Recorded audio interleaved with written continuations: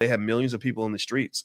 And the Chinese literally went up in there and just were arresting everybody. They shut that stuff down. And they used COVID as an opportunity to do that, which to me speaks to this conspiracy theories that maybe they actually wanted the pandemic to hit because it gave them a reason to take people off the streets, and they just shut that stuff down. They run their country with an iron fist. So if you remember when they asked LeBron, they said, "So what do you think about the people in Hong Kong having their democracy stolen from them?" And LeBron didn't say anything. LeBron was like, "Well, I don't want to get involved. I don't." And the reason LeBron didn't want to get involved is because he knows that if he goes to China to play basketball, which he probably would, because they love basketball in China.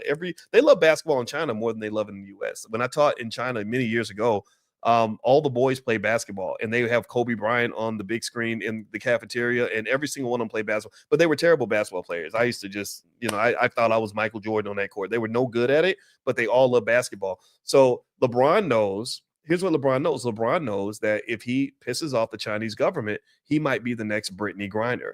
He could literally have become the next Brittany Griner. I believe that. I believe LeBron knows not just that he would lose, a lot of money, and the NBA would lose a lot of money, but don't get caught slipping. Don't think you're going to just roll up into Beijing or Shanghai and not have a problem getting detained at the airport for some unspecified reason, because the bigger the fish you are, the more they want to detain you. They're not scared of the big fish. They like the big fish. They literally detained for 6 months and didn't tell anybody what they were doing. For 6 months they detained one of the biggest stars in all of China, and they didn't tell anybody where she was. Everybody thought she was missing or had been killed or something. No, she was in a Chinese jail, and they were forcing her to apologize for something that she did on social media. So it was crazy. So the Chinese government doesn't play. So long story short, they're going to retaliate. That's my point. The tariffs against China are the highest.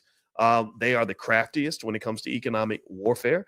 They are the ones that are probably most prepared to negotiate with Trump, because they're very polite people, but they ain't scared of nothing. They will fight you. So that's the part of the trade war that's going to be interesting, because we supply a lot of stuff from China. We get a lot of stuff from China.